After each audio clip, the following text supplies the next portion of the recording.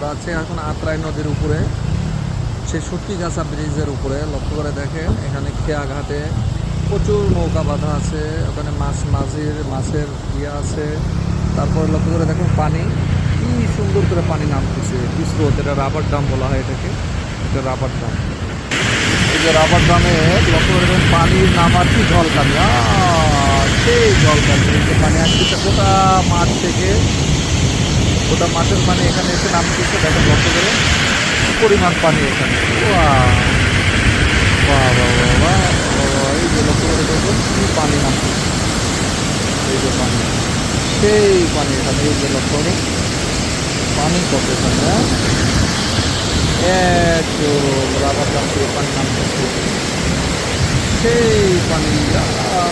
ওই যে চলে যাচ্ছে পানি, কি দৃষ্টিনন্দন জায়গা।